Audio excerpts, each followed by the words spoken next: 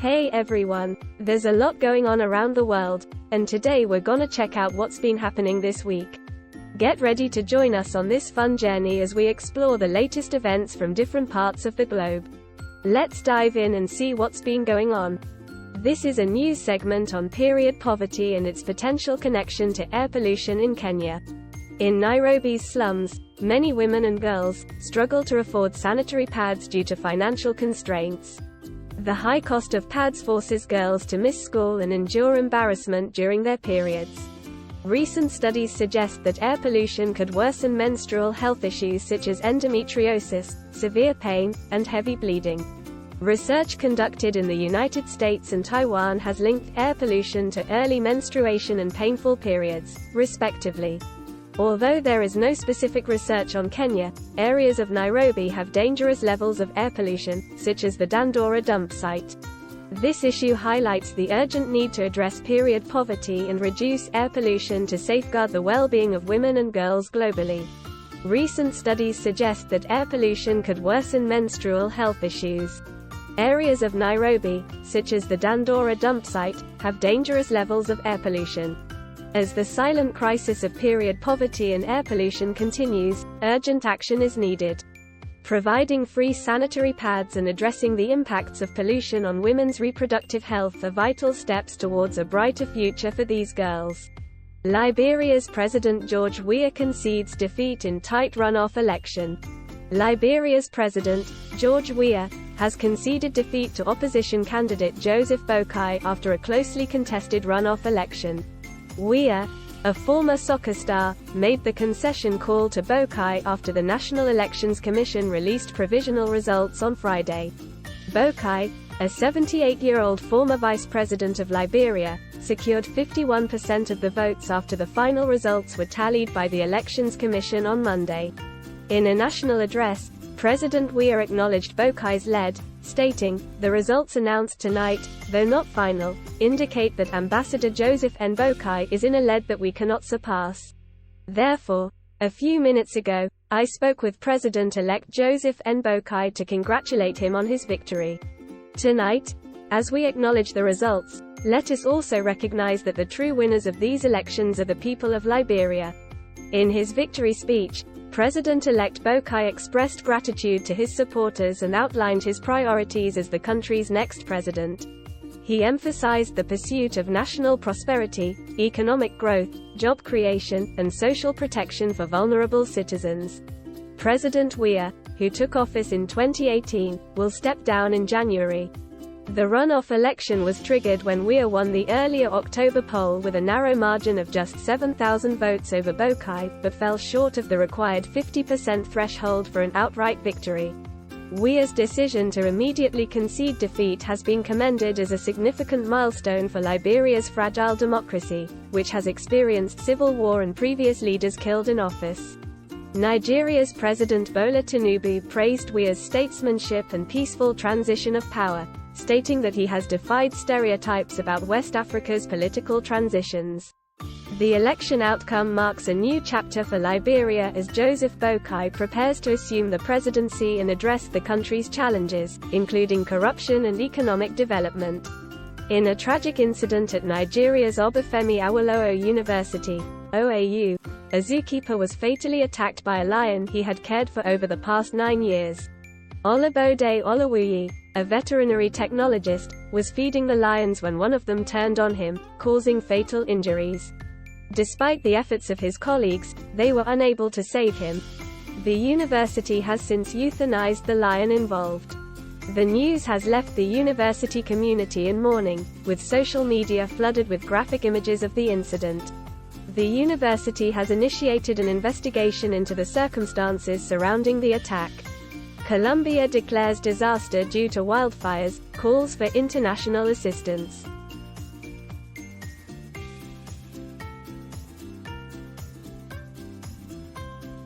Colombia has declared a disaster situation as wildfires continue to ravage several parts of the country. President Gustavo Petro has redirected funds and called for international assistance to combat the crisis. The United States, Chile, Peru, and Canada, known for their experience in fighting fires, have responded to Colombia's call for help. President Petro is also seeking cooperation from the United Nations and the European Union. Officials attribute the fires to hot and dry conditions associated with the El Niño weather phenomenon, which is expected to persist for the next few months. President Petro warned that the situation, characterized as a climate crisis, will worsen, stating, "We are going toward an increasingly difficult stage." Temperatures in Colombia have been 5 to 10 degrees Celsius above normal, reaching the mid to upper 30s Celsius, upper 90s to low 100s Fahrenheit. At least 25 active fires were reported, with some under control and others extinguished. Billowing smoke has caused visibility issues and flight cancellations in the capital city of Bogotá. El Dorado Airport operated with restrictions due to low visibility caused by smoke and fog. The Civil Aviation Authority of Colombia reported that 138 flights were affected, with 48 cancellations and 16 rerouted to other airports. The situation remains critical, and Colombia urgently requires international assistance to combat the wildfires and mitigate the devastating impact. U.S. imposes visa restrictions on Guatemalan officials for undermining democracy. The United States has announced visa restrictions on nearly 300 Guatemalan citizens, including over 100 members of the Guatemalan Congress, for their alleged involvement in anti-democratic actions. The U.S. Department of State stated that these officials, along with private sector representatives and their family members, have been accused of undermining democracy and the rule of law. The visa restrictions come in response to attempts by members of Congress and Guatemala's public ministry, led by Attorney General Consuelo Porras, to annul the election won by President-elect Bernardo Arévalo. Since Arévalo's landslide victory in the summer, there have been allegations of disqualifying the election results, raids on electoral authority offices, and requests to strip Arévalo's immunity. The ministry has accused Arévalo, who campaigned against corruption, of money laundering and using false documents to establish his party, the Semilla movement. Arévalo has denounced these allegations as part of an attempted coup d'état. The actions of Guatemala's Congress, including the removal of immunity from judges of the Supreme Electoral Tribunal, have drawn international condemnation and sparked mass protests in the country. The U.S. State Department cited the attempt to annul Arévalo's immunity and the announcement of arrest warrants for electoral workers and party representatives as evidence of Guatemala's intent to delegitimize the free and fair elections and hinder a peaceful transition of power. Arévalo, whose father was Guatemala's first democratically elected president, has pledged to restore the journalists, judges, and prosecutors who fled the country following the government's closure of the United Nations-backed Anti-Corruption Commission, known as CICIG. The visa restrictions imposed by the United States highlight the concern over the erosion of democratic processes in Guatemala and the need for accountability and transparency in the country's governance. In a stunning turn of events, a Washington, D.C. man, John Cheeks, who believed he had won a Powerball jackpot worth $340 million, is now suing Powerball and the D.C. lottery after being informed that his win was an error. Mr. Cheeks claims that the lottery published his numbers by mistake, causing him significant distress. The confusion arose from a technical error, according to court documents, with test numbers matching Mr. Cheeks' numbers accidentally posted on the website. Mr. Cheeks is now seeking damages equal to the jackpot amount, plus accrued interest, and is raising questions about the integrity of lottery operations. The case continues to unfold, with the next hearing scheduled for the 23rd of February. Japan successfully launches second H-3 rocket after failed maiden attempt. Japan's space agency, JAXA, has successfully launched its second H-3 rocket after a failed maiden attempt last year. The H-3 rocket is designed to be more cost-effective by utilizing commercial off-the-shelf products instead of exclusive aerospace components. JAXA envisions the H-3 rocket being used for both government and commercial missions in the future. If successful, the space agency plans to launch the H-3 rocket up to 6 times a year for the next 2 decades. The previous maiden launch of the H-3 rocket encountered multiple issues, including ignition failures and a failed second stage, leading to a destruct command being issued shortly after liftoff. However, the recent successful launch marks a significant achievement for JAXA, coming just 2 months after its robotic explorer, dubbed the Moon Sniper, landed on the lunar surface. Despite technical challenges, JAXA celebrated the landing as a stride forward for future lunar and planetary exploration. Japan joins a select group of countries, including the United States, the former Soviet Union, China, and India, to successfully land spacecraft on the Moon. The growing interest in lunar exploration is driven, in part, by the desire to access water resources trapped as ice in the Moon's south pole. This water could potentially be used for drinking or as fuel for future space exploration endeavors. Thailand's former Prime Minister Thaksin Shinawatra has been released from detention after serving 6 months in prison. Thaksin, who was Prime Minister from 2001 until he was ousted in a 2006 military coup, returned to Thailand in August after more than 15 years in self-imposed exile. He was initially sentenced to 8 years in prison for conflict of interest, abuse of power, and corruption during his time in office, but had his sentence reduced to 1 year after requesting a royal pardon. Thaksin, who remains a divisive figure in Thai politics, was among 930 inmates granted parole this month due to age or illness. His release comes at a tense political time in Thailand, and some experts speculate that he may have struck a deal with the country's conservative and royalist establishment in exchange for lenient treatment. Thaksin was seen leaving the hospital with his daughters and returning to his residence in Bangkok, where a welcoming banner had been hung on the gate.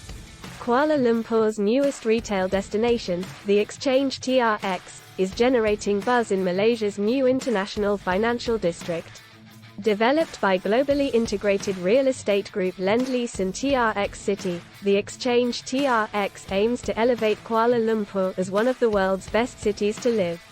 With 400 retail outlets spanning 1.3 million square feet, the development brings world-class design and sustainability standards to the city. Lendlease's placemaking approach, focused on integrating commerce, lifestyle, and innovation, has shaped the Exchange TRX into a vibrant and meaningful destination. The retail model includes immersive entertainment, cultural experiences, and e-commerce services. The development also prioritizes sustainability, achieving LEED Gold certification and featuring a 4-hectare TRX City Park. Strategically located and well-connected, the Exchange TRX enhances Kuala Lumpur's livability and supports the nation's vision for inclusive and sustainable growth. Thousands of sheep and cattle are stranded off the coast of Australia. After an Israeli-owned ship transporting them was ordered to turn back due to fears of being targeted by Houthi rebels in the Red Sea. The animals have been aboard the MV Bahija for over 3 weeks, and pressure is mounting on the Australian government to decide whether to allow the ship to leave or offload the livestock. Animal welfare advocates have called for the animals to be offloaded as soon as possible, but the government stated that inspections found no significant health or welfare issues.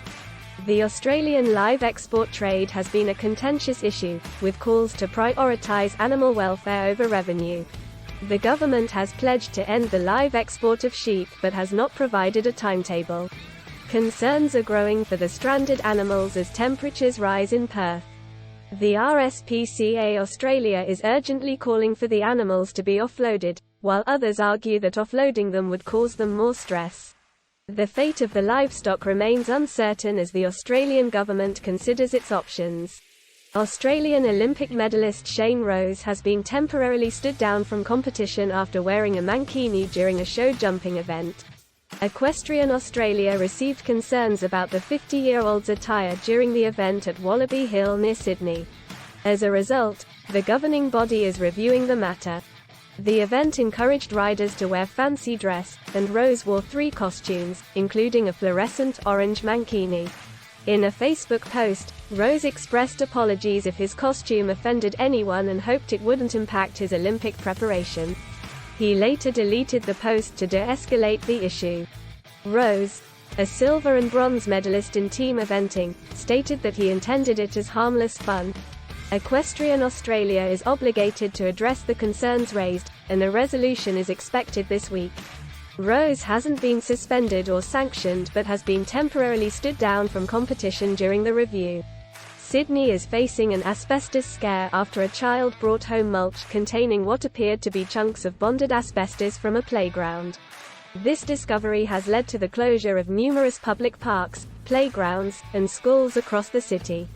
As of now, 33 sites in Sydney and 1 in Nowra have tested positive for asbestos. The contamination crisis has also affected supermarkets, hospitals, housing estates, and train stations. The government and environmental watchdog have established a task force to investigate the issue. Health authorities have advised the public to avoid the contaminated areas, although they have downplayed the immediate risk. The tainted mulch has been traced back to landscaping products manufacturer Greenlife Resource Recovery, but the company denies responsibility and is challenging the ban on its mulch. An ongoing criminal investigation is underway to determine the source of the contamination. The incident has raised concerns about regulatory checks and calls for reform in NSW. Welcome to the Year of the Dragon, or should we say, Lung. In China, the Lunar New Year brings with it a new zodiac sign, and this year it's the Year of the Dragon, or more precisely, the Year of the Lung. Chinese state media is promoting this preferred translation to differentiate it from the Western image of a vicious and fire-breathing dragon. The Chinese Lung symbolizes positivity, nobility, and fortune, representing the wise and peaceful creature deeply rooted in Chinese culture. Chinese media has dedicated coverage to this new nomenclature, aligning with Chinese leader Xi Jinping's call for cultural confidence and a desire to enhance China's international standing. Amid rising nationalism, there has been a growing skepticism towards Western influences. The Lung is depicted as having sharp claws and fangs, but with elongated bodies, shiny golden scales, and a long silky mane. Unlike Western dragons, they don't have wings but can effortlessly glide through the sky. The eyes of the Lung are considered the window to their soul, completing the image of this revered creature. Dragons hold great significance in Chinese culture, symbolizing prosperity and power. They are seen as guardians of Chinese emperors, depicted in royal palaces, temples, and shrines. The phrase, descendants of the dragon, is used to celebrate Chinese heritage, and being born in the Year of the Dragon is considered auspicious, leading to a higher birth rate. While some support the use of the term Lung to distinguish it from Western dragons, others argue that the accurate translation should have been Long. This debate highlights the intersection of language and politics, with some viewing it as an opportunity to assert cultural identity. Both Eastern and Western cultures have different portrayals of dragons, ranging from benevolent to fearsome. These depictions reflect the messages and values each culture wants to convey. In the end, whether you prefer to call it a dragon or a lung, this mythical creature holds a special place in Chinese culture, symbolizing vitality, power, and prosperity. As we celebrate the Year of the Dragon, or Lung, let's embrace the rich cultural diversity that makes our world so fascinating. In a significant development for Russia's oil trade, some stranded Russian Sokol oil cargoes have started moving towards China and India. The backlog of Sokol tankers has caused major disruptions since Western sanctions were imposed on Russia due to its actions in Ukraine. Over the past 3 months, more than 10 million barrels of Sokol oil have been floating in seaborne storage due to payment difficulties and sanctions on shipping firms. However, 3 vessels, namely NS Century, NS Commander, and Nellis, which had been stranded since November, have finally started moving. NS Century and Nellis are carrying a total of 2.2 million barrels of Sokol oil to Chinese ports, while NS Commander with around 600,000 barrels is heading towards Jamnagar port in India. The buyers of the oil are reported to be private Chinese refiners. Despite these movements, around 7.5 million barrels of Sokol oil remain stuck at sea. This development suggests that China could potentially be a solution for Russia's Sokol sales issue. China's tourism spending during the Lunar New Year break has surpassed pre-COVID levels, according to official data. Domestic tourism spending reached 632.7 billion yuan, a 47% increase compared to the same holiday period last year. This surge in spending comes after years of pandemic-related lockdowns and restrictions, which were lifted in early 2023. The data was also boosted by the holiday being a day longer than usual. The figures revealed that 474 million domestic trips were taken during the 8-day break, a 34% increase from last year and 19% higher than pre-pandemic levels in 2019. However, average spending per trip was down by around 9.5% compared to 2019, indicating a trend of consumption downgrading. The Lunar New Year holiday is traditionally the world's largest annual migration, with millions of people traveling to their hometowns or visiting tourist attractions. This increase in spending provides some positive news for China's economy, which is currently facing challenges such as a property market crisis and weak exports. Additionally, foreign direct investment in China last year reached its lowest level since 1993, further adding to the economic concerns. If you enjoyed this video and want to stay updated with the latest happenings from around the world, make sure to hit that subscribe button and give this video a thumbs up. By subscribing, you'll never miss out on the exciting content we have in store. Your support means the world to us.